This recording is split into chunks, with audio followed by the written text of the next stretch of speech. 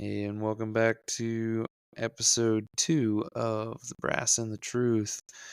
Today's topic will be deployment and training, specifically what it takes to prepare for and what all goes into getting from point A to point B ready to go.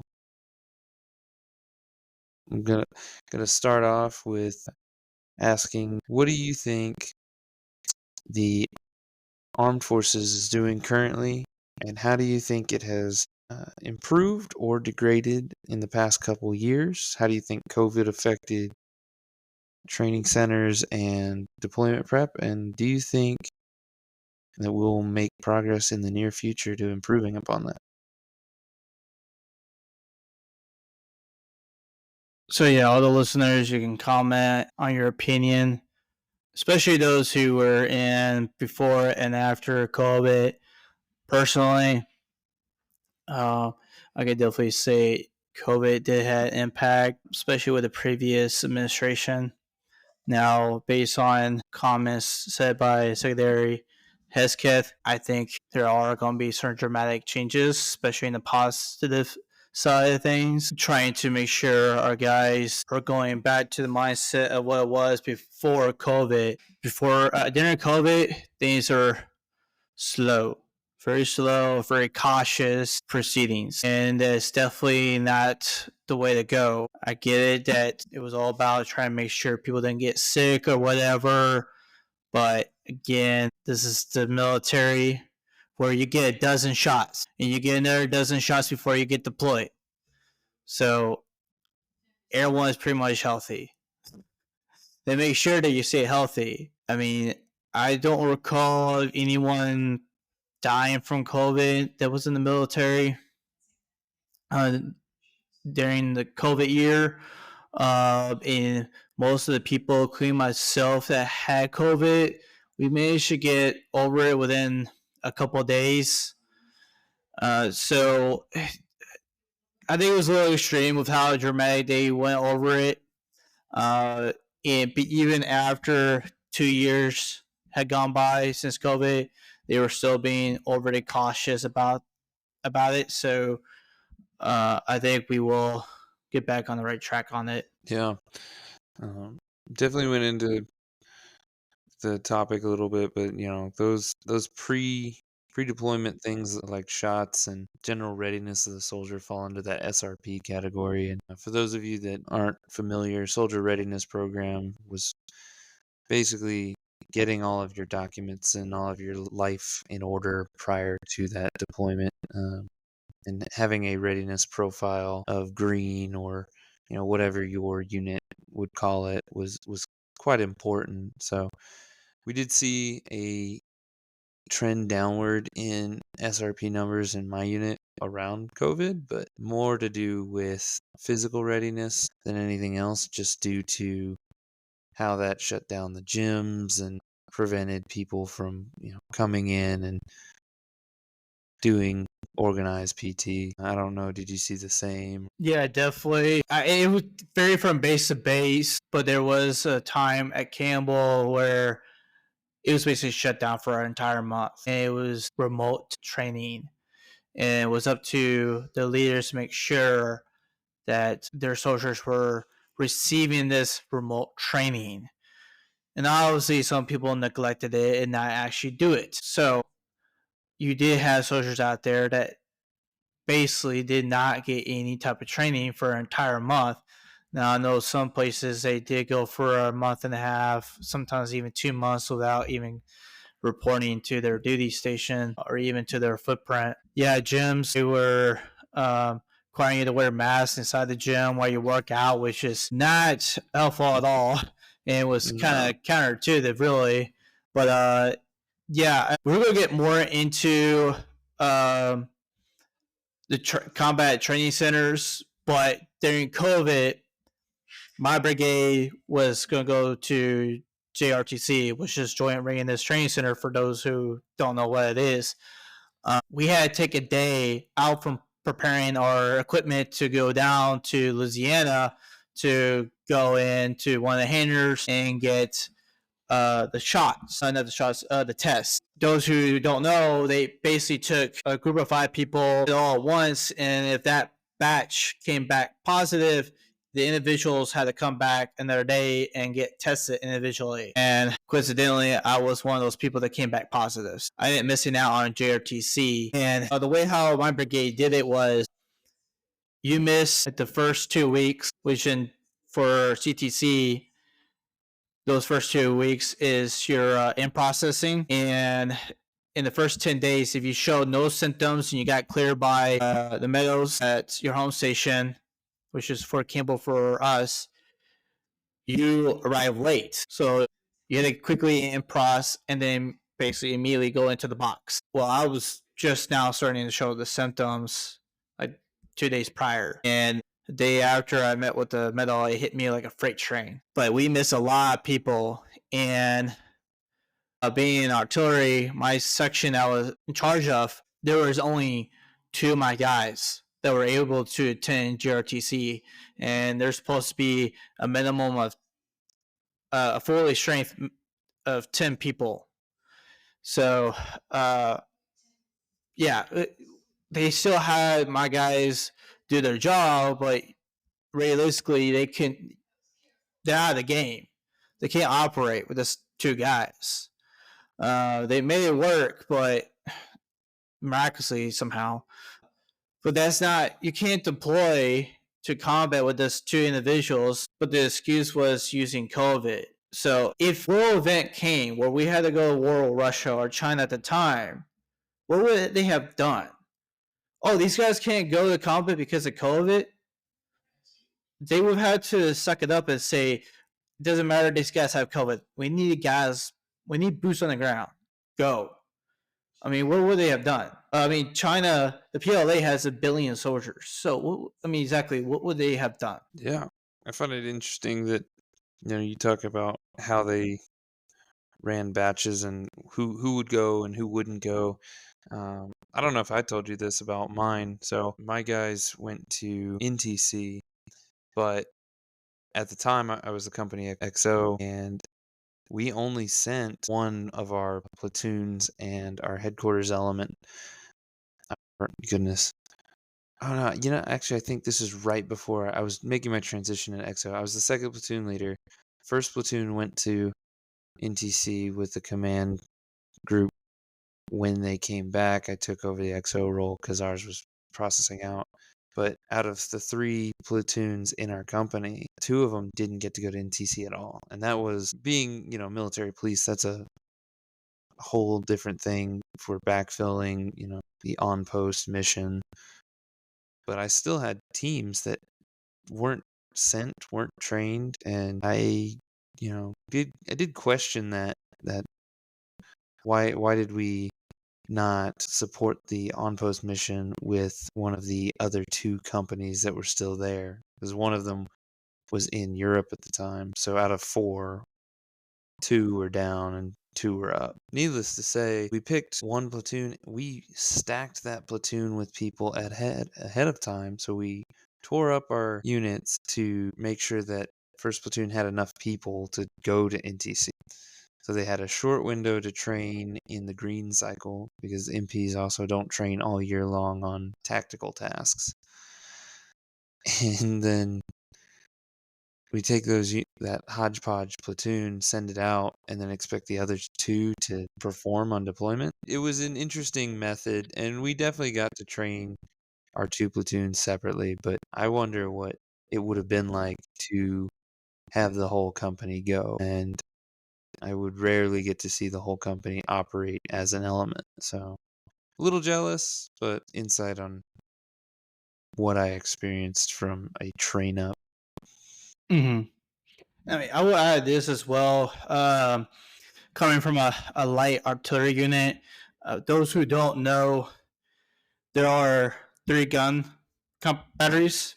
2 of them are 119ers. That's your 105 millimeters, and then you got your 777. That's your 155 millimeter.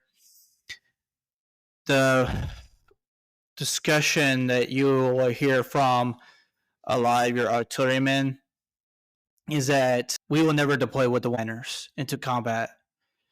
The range is too short Mhm. against some of our adversaries, Iran, Russia, and China. Reason why is Iran uses Russian artillery. Russian artillery outranges our artillery. Now, if you actually dive into their capabilities, yes, they have a long range. They have far more pieces than us. Technologically, I would say that we have an upper hand on that. But this is also looking at how they're faring against Ukraine, but that's a whole different story. And same thing with China. China has mimicked Russia when it comes to artillery. But the 119ers will just get decimated. They will have to fight way too close. The answer that you will probably get from those higher up that will make that final decision is probably that they will use them for raids, air assault raids, which is basically taking the artillery gun, take it behind enemy lines, fire off a few rounds, and then come back to friendly lines. So the reason why is because it's a lot easier to pick up and move. It's more flexible. That may be the only reason why you would take the winners into conventional warfare. So there is a chance that you may take them, but even with a light artillery unit like the 101st, I don't know if they will retrofit those two batteries with 777s because you cannot just have one entire battery that is combat efficient. So that is something that I felt as though coming from a light infantry unit, light infantry brigade, that we were not trained for. We were trained as though we will fight like the 777 unit, which is absolutely not going to happen. And for like our certification, we had to do a mock raid. Mhm. But even when it came to like JRTC or just doing our normal field exercises, we didn't take the helicopters and have them do like a raid. So that is something that we need to do. I felt. I mean, I know someone is probably going to say, What do they know?" Some general public out there say that, but that is probably the concern I've always had in this. Since we're on the topic of deployment and all that, the time of war with terrorism is starting to die out, and that was already acknowledged by uh, the U.S. military, the Department of Defense, back in 2003. As both of us were transitioning out of the military, the DoD pushed out a whole new doctrine, a whole new operation doctrine. It was dealt with our adversaries, Iran, Russia, and China. It didn't have to deal with terrorism. They were getting away from conventional warfare versus guerrilla. It was conventional versus conventional. So that is something we need to figure out what to do. We need to figure out what is artillery units in the IBCT going to do, especially those 119er batteries. Yeah. I heard it a lot in my last probably the last 3 years. There was this huge conversation. Guys, we're moving away from coin. We're moving away from coin. We're going to LISCO. And I don't know if you heard the term, but Mm-hmm. large scale combat operations was the buzzword. They had talked about it a little bit while we were going through Bolek, and our instructors wanted to get ahead of it because they thought it would, be savvy to talk about. But I think it's funny because talking to some older vets, I've heard them say the same thing from, 2010 on. I think there's always been that round the corner mentality of we never forgot about Russia. We knew we were doing proxy wars, and we knew that one day it would come to a head and we'd hopefully stop the wars in the Middle East. But what I think what I think you're getting at makes sense from the, well, what are we doing about it? When did we stop training coin and start training Lisco? And how was that big picture and how was that little picture? I know for my unit, that involved going to training on more detention facility operations and things that would support theater operations, whereas a lot of the cordon and search tasks that we were training on were often based on that KLE or key leader engagement missions. Our focus was often on that. I'm going into a village to meet the tribal elder. In what was the TRADOC name for the stand? The stand.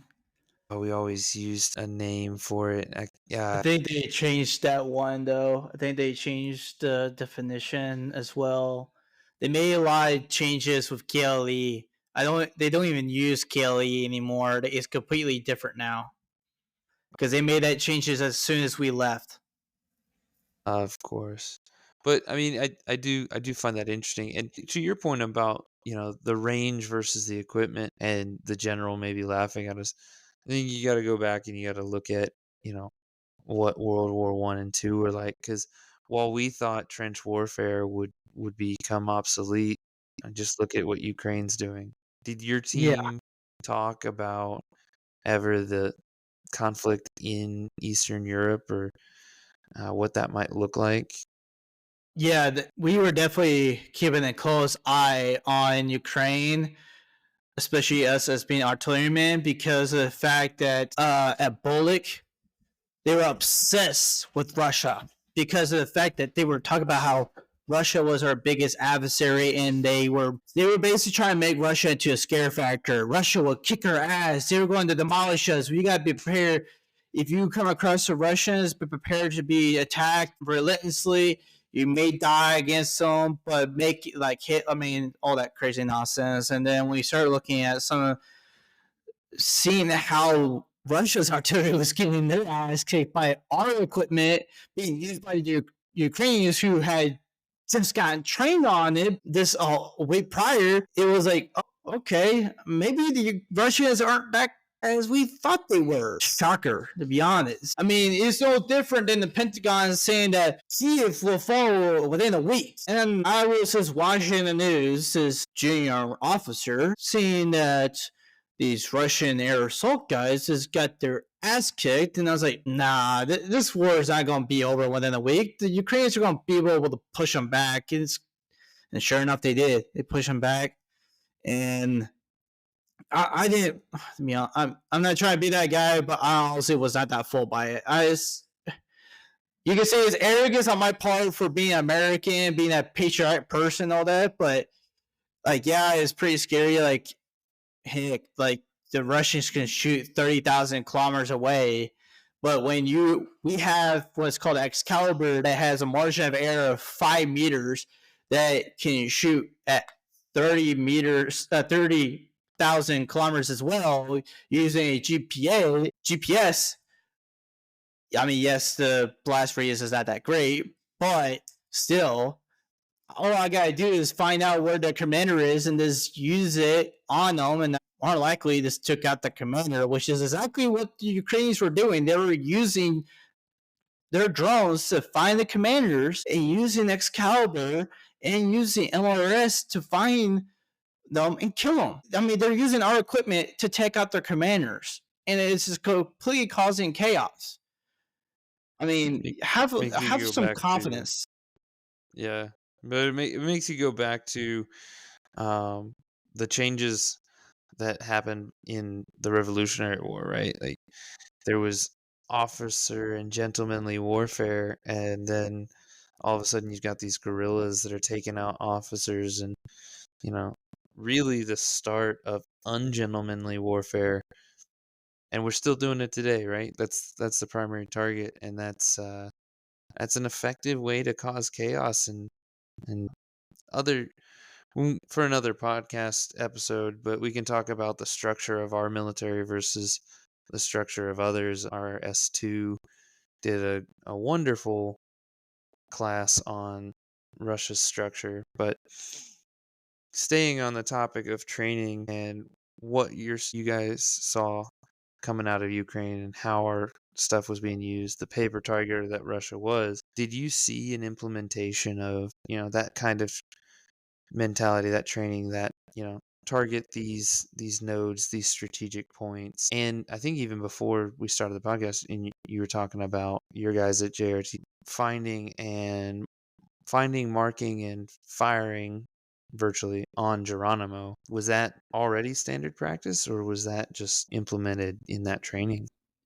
So prior to that, you gotta understand, like, is brigade fires works alongside the brigade commander, and they can sometimes work independently. If they see a target, it's what we call a target of opportunity. If you see a target that is a high HVT, high valuable target, go right ahead and take them out or take it out. So we create a list of what. So everyone who doesn't know, the R4 for GRTC is supposed to be mimic on Russia. Geronimo is the commander of the R4. He's supposed to be, you could say, a Russia commander. So he's basically at the very top, obviously. For Russia, important targets for them, for us to take out, as there's is the C2, radar, and artillery. Those are very key targets to take out. So as soon as we saw him through the drones, brigade fires said, let's call down a fire machine, get X-Cal out on him. We saw him enter his tent, his operation center, and we simulated, X-Cal impacted the tent. And as I mentioned earlier, it has a margin of error of 5. And obviously they say, well, you all didn't kill him because, you got to keep Geronimo alive. But, I mean, there's no way you can honestly say that he would have survived that. Even though the blast radius is not great, it was a point on. I mean, but yeah, it's something that was continuously trained. We know who and what we need to go after. And what we see happening in Ukraine just reinforces that. I would say when it comes to all the branches within the army, that is infantry, armor, artillery, all that stuff, artillery is ahead of the game of what is important targets to go after, even ahead of our armor. Armor is scared of Russian tanks, especially that T-90. And obviously, we have seen that T-90 is obviously not that scary. But yeah, there's stuff that war has really just emphasized what we need to do. And after GRTC, we did another exercise using digital computers where we had different targets like the radars and all that stuff, and we made a competition within the battalion, and we had drones, and depending on the target, just tally up the points. So, let's just say a tank is 5 points, but a radar is 10 points. Obviously, like, if battalion command has control over the drone and they see a target, they have priority over that target and that fire mission. But they were just demolishing targets, high valuable targets. And not to globe, but my battalion won that my fire team won that competition within the battalion by a long shot. But a lot of that was taken from what we were seeing in Ukraine. But yeah, I definitely would say that it did have an impact, emphasizing, reinforcing, and improving us artillerymen on what we need to do if we ever had to face Russia. Well, and it seems that we were kind of on task then. It seems like the goal of JRTC and NTC were right where they needed to be. And I just wonder if we've tailored that to all of our deployments. So yeah, it's hard to say for both of us. Like, is armor on point? Is infantry on point? Is logistics on point?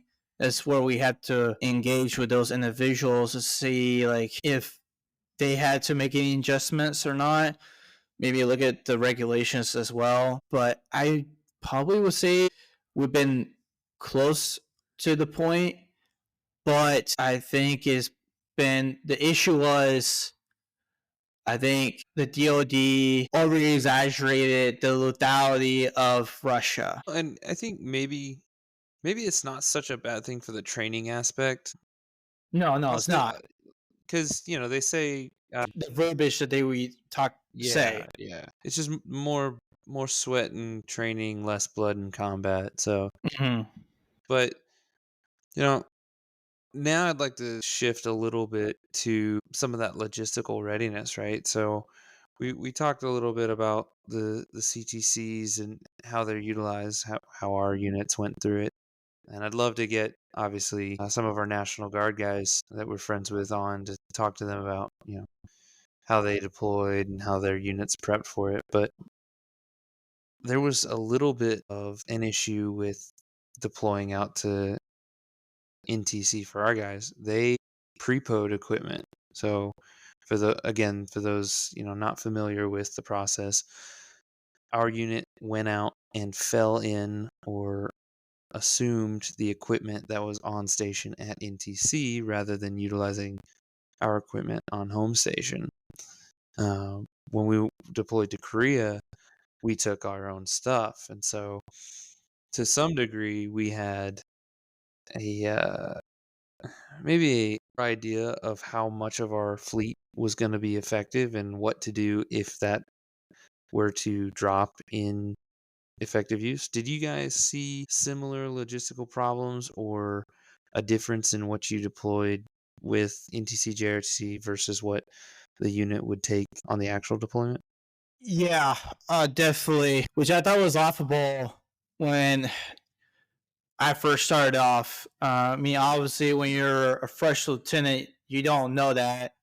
I was like, do we really play with these equipment? And no, sir. We don't deploy. We get brand new equipment. And all I can think of is like, dude, why the F do we have this equipment? Why not use the equipment that we're going to deploy with? And along with that, all I can think of is, wouldn't that cause more trouble? I feel like that would just slow down the process. Obviously, my unit never deployed to combat while I was there. Yeah, surprisingly not. That was definitely a time of, you could say, of peace, close to peace that we got in the last 30 years, really. But it's just strange to me. I just would have thought that the military would just give the units the equipment that they would play with the combat. Instead, because based on the way how they say it works, the equipment that you use on the deployment was used by the previous unit. So that previous unit had damaged equipment. Now it's your problem. Which now I gotta fix this equipment. I I mean that's a hassle. I mean, Oh yeah. uh, great. I have brand new equipment.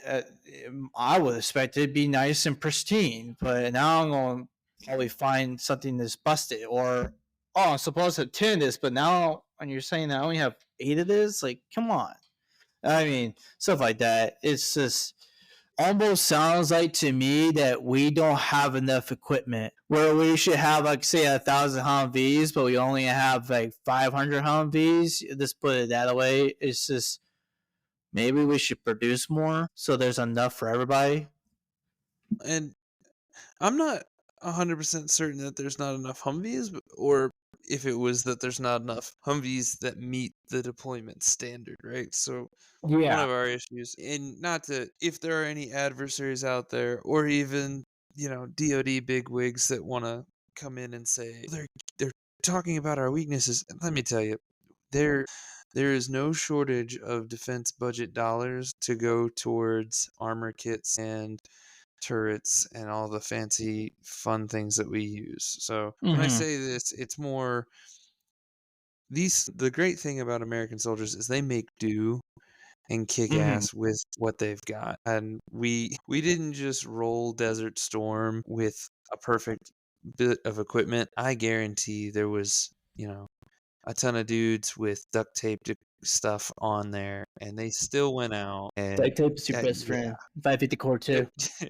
right? But I think for us, it was just we had a lot of stuff that wasn't up armored on home station. We got armor kits that came in, and we still took a few unarmored to Korea with the intention of armoring them once we got there. So, like, some of that was a problem, or, this crow versus that crow. And so I definitely agree with you that maybe there wasn't enough deployment ready equipment, but I Hmm. think the supplies were probably there. It's just dedicating the man hours to it. And this goes to Yeah. my logistical comment is the stuff, like you said, that we took might not have been what we were going to use, or I took thermals that, while as a good XO, I kept maintained via their regular schedule.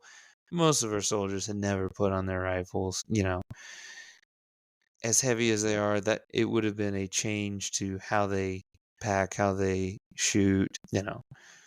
There's a ton I could go into on that, but I think a lot of There's those fall in that. Are we training effectively with the equipment that we have? there's two important things to mention. Coming from IBCT, so that it's I want to know is that each battalion only has a company size logistics unit. So anyone who's served knows what a logistics company is made out of. Now, if you're ABCT, you have basically a company size maintenance unit. Now, ABCT only has a platoon size maintenance unit. You have only a platoon size mechanics working on a company size infantry, cav, and artillery. Now, I could give you infantry. They don't typically use their vehicles. They walk most of the time unless you're deco.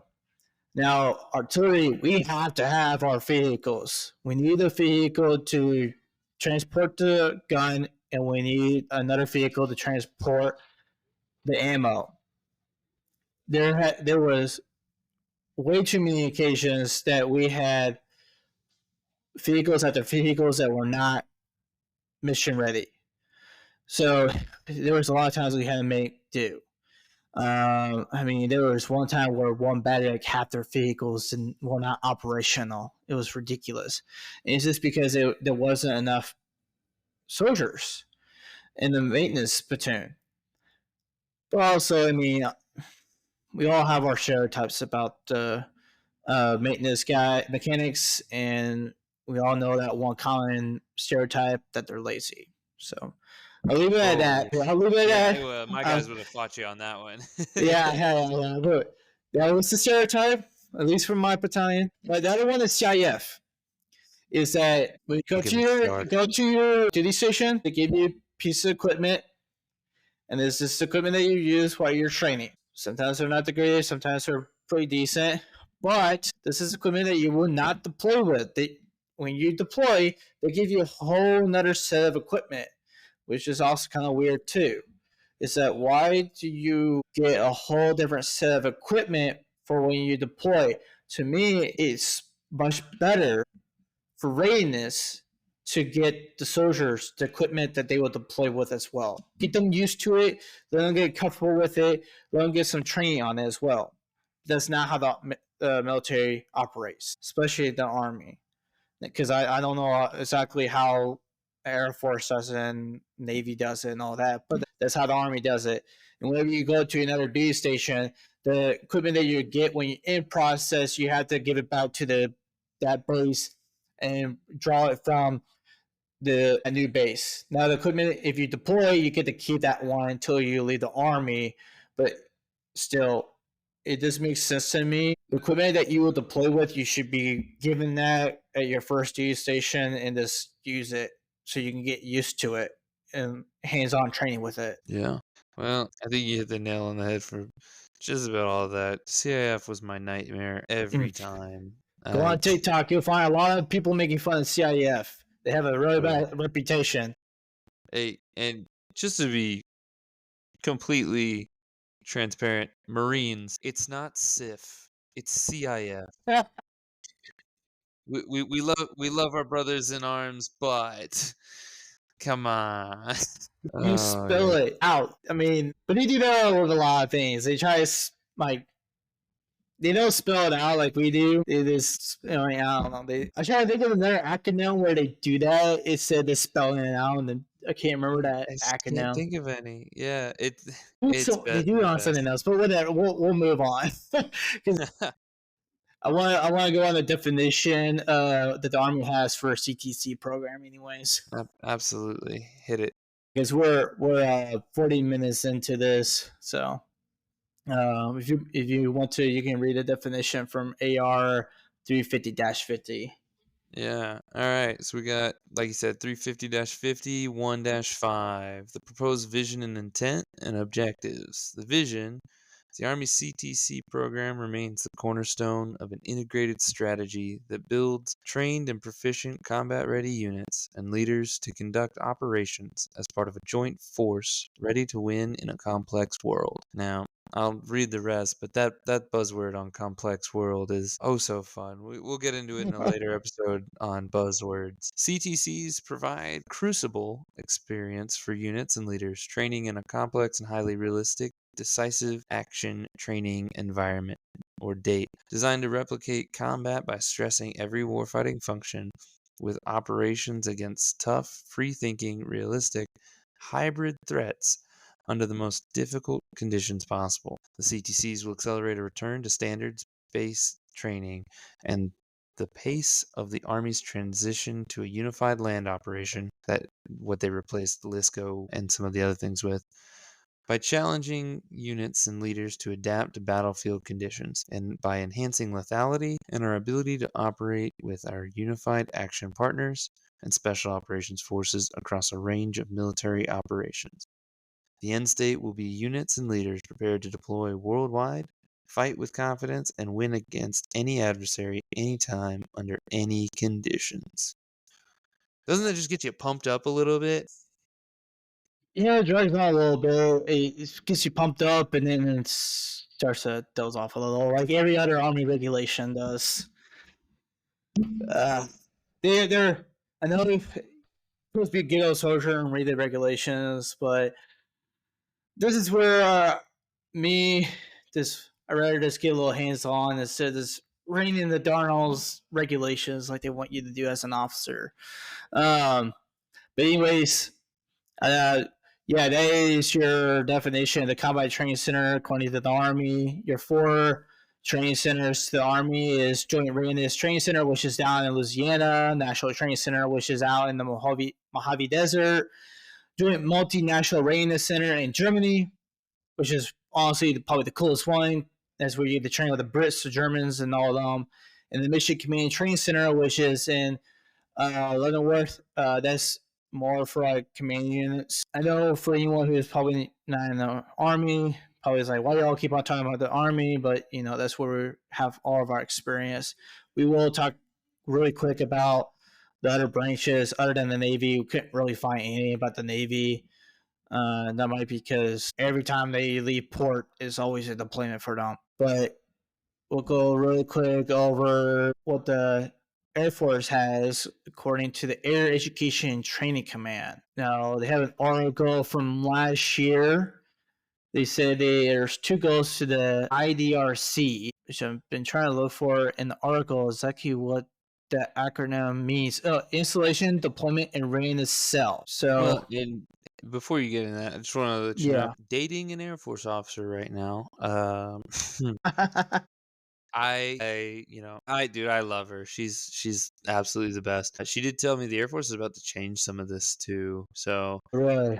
yeah. Well, they're talking about going to an A staff, so we could see some changes and maybe even cover that in the future with what reorg looks like. But I do know from one of her friends that some of their deployment standards are changing to be more integrated with other services too. So not to cut this at the legs, because I think some of it still applies, but we Mhm. may have to come back and do another coverage on Air Force here in just a few months. Yeah, and I think of all the branches, they're the one that changes it the most because I remember even being in, every time I turn around, they are introducing some new training method. It seems like they can never make up their minds because they want to focus on like computer stuff and air. And then it's like, but no, we gotta look cool. We gotta be on the ground and look like everybody else at the same time. And so, but this was dated back in April last year. But yeah, I mean, we'll probably change it again next year, anyways. It'd be right up their alley to change it again. So we'll see. But I just read this one part where it says the program prepares airmen for deployments with various computer-based trainings, briefs, hands-on training, range qualification, and culminating simulated field operations scenarios ranging from possible diplomatic encounters to combat tactics implementation. So it sounds like they're still doing some KLE stuff, but yeah, it sounds like nerd stuff. Yeah, nerds. But I mean, this is for the average airman and not, your JTAC type guys. So this is definitely, I don't know if you've looked into some of the airbase operations that they have with like establishing a new one in another region. We haven't, had to establish Yeah. an airbase in so long because of the war on terror, but No, I have in the past, and some crazy stuff how they do it too. and But no offense, if any Air Force guys listening to this, I'm not trying to. It's all chair for it's all chair for joke. We're gone, guys, and all. It's all out of love. It's all out of love. You all got some really cool stuff and all that. I have a fraternity brother who is a combat pilot, and he has posted some really cool stuff. So I appreciate some of the things that they do. yeah. And If you looking into the Marine as the next step, I know it's kind of hard to find information on Marines and Navy, and I think with them being out to sea all the time, they're more in a especially deployed the environment, MUs, the Marine Expeditionary Unit, especially right? them. They're definitely more engaged on a regular basis. I think their training cycles are more consistent than ours because if you're in Mm-hmm. a unit that deploys that goes out on the ocean, it's, train, retrofit, get back out there. I know they do training while at sea, so that's a Mm-hmm. whole different animal, and I'd love to have somebody from the Navy on to kinda walk us through, what does that even look like? What's their downtime, their R&R, and then how do they get back on the ocean and ready to go? Yeah, you would definitely have to have someone who has experience both, either from like the First Marine Division and has experience from the Navy. Because those who don't know, from what I have seen, is two completely different lives. Because if you're from the First, Second, Third Marine Division, and if anybody who was in the Marines is listening and knows it, you can correct me. I love learning about the Marines. They're more here in the continental America training here, but the MU they go out with the Navy and they do all their training either like in the Philippines, Hawaii, and all that stuff because they're your amphibious units. They're like your, I guess you could say, the old school Marines, like the ones that you will see fighting during World War II and all that. Right. Well, and same offer to any of our Marine brothers out there as the Air Force guys. If you want to comment, come on, just reach out. We'd love to talk to you and get your background and your experience. But unless you've got anything else on training, I think we can cut this one because I've got a ton of other comments about training, logistics, deployment, what it was like overseas, and more that we can cover in a ton of other episodes. Yeah, this is a fun topic to talk about, and it's definitely fun for anybody to talk about. Yeah, people who have to play a combat, they definitely have their funny stories. Don't be civilians don't be misconstrued. That is always some bad story. If you get to know any combat veterans, they always have at least one good story that will make you laugh. But some of your best memories will probably happen in Garrison. There's some funny moments that you'll have. So this is definitely something we could talk about in the future, more broken down, like as you say, regarding logistics or rotations to Korea or rotations to Germany. I mean, I could probably spend the whole episode talking about playing spades with my soldiers, but yeah, I definitely agree with that sentiment. Well, Guys, again, we're looking to talk to people outside of ourselves with different experiences. So I just want to encourage everyone. This is a place for more voices to be heard on all the issues, all the fun things, and you know, feel free to correct us a little bit on, what your experience was if you had a totally different experience. This has been our second episode of The Brass and the Truth.